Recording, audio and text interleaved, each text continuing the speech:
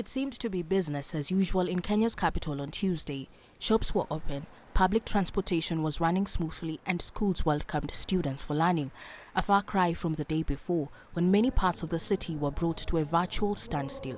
July 7th, or Saba Saba, was supposed to be a day to commemorate the anniversary of opposition demonstrations in 1990 that ushered in multi-party democracy in Kenya.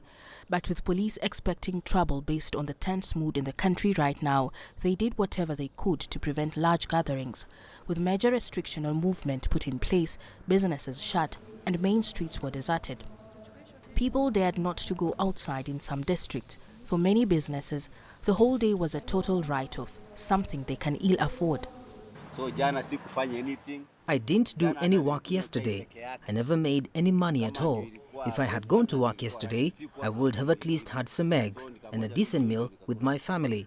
But I had only tea in the morning and kale for supper because I had no option. I only wish the government listened to the cries of the people. It wasn't just independent workers and small businesses either. Many large companies were left out of pocket.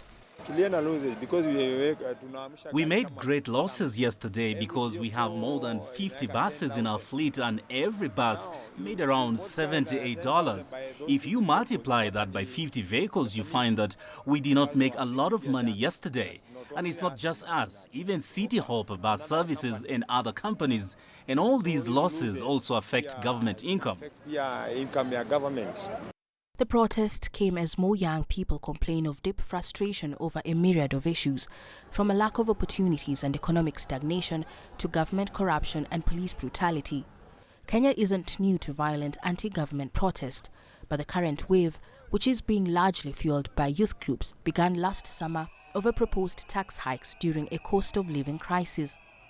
During Monday's protests, at least 30 people were killed as clashes once again broke out between police and protesters in different parts of the country. This is according to a government's rights group, which had earlier put that toll at 10. Several people were arrested as sections tried to take advantage of the chaos to loot and cause destruction. The police did not say who was responsible for the killings, but revealed that 52 of its officers were injured. The UN Human Rights condemned the actions of the police. We are deeply troubled by the killings yesterday of at least 10 people, as well as looting and destruction of property in Kenya as police and other security forces responded to violent protests in the capital of Nairobi and at least 16 other counties. Lethal ammunition, rubber bullets, tear gas and water cannons were used. Former Prime Minister Raila Odinga called for comprehensive reforms to what he described as a rogue police force.